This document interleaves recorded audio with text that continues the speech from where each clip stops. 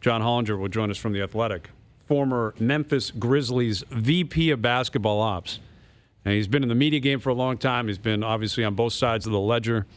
And he had a piece on The Athletic earlier this week about the future plans of Masai Ujiri, Bobby Webster, and the Raptors, and how they really have a bunch of different options here. You can reload, you can rebuild, you can just stay the course.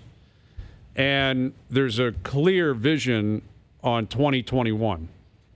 Now, I'd like to believe we won't talk about Giannis being a free agent for 2 years. Is this from John? No, but John wrote the piece. So is this his opinion, or is this fed through? Is this someone I don't know. Maybe I should just ask the man himself. Yeah, we will ask him when we get him on in just a moment. That'll be my first question. You come up with that piece. Is this your just thoughts? Somebody wants you to write that? I read the article, and I believe it is NBA sources indicate if Giannis gets the free agency, the Raptors will be a key player. See, my first question whenever I hear who's your source? well, you can't tell. Yeah, but that's not, he's not telling you that, man. That's not the way journalism works.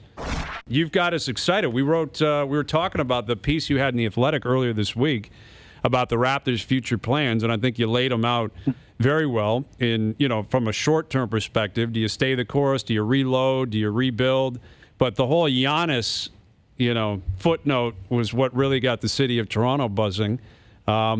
Take us through that. I mean, that report, that belief, sources indicating Giannis, if he gets to free agency, where the Raptors would be involved. Yeah, I mean, first of all, right? I mean, like, if you have cap space in 2021, who are you going to go after? So, I mean, there's that level, obviously. But then you hear more kind of, if you talk to people in the league, just kind of in the background, that there's more to it than just that there's some real interest and a real potential connection there, that, they might think they have more of a shot with him than maybe an American player. He's in a cold climate now. It's not like you're trying to drag him out of L.A. That interview he gave with the Harvard Business Journal, which I guess is now the Woj of business journals, is definitely interesting, added some smoke to that fire. So, it's going to be a whole thing that plays out over these next 18 months, much like you guys saw with Chris Bosh a few years ago, of whether he stays or goes and everything. And, if he stays in Milwaukee, the Raptors will obviously have other targets to choose from them. But certainly they'd be looking at that 21 free agent market, especially given how lame the 2020 free agent market is. So what's changed here with Giannis? Because a year or two ago, he was Mr. Milwaukee. I was going to say, Brian, wouldn't you think the organization would want to go to him and say, can you put this fire out and you tell everybody to cool their jets that I love this place? Or even if you're lying, like, just put an end to it.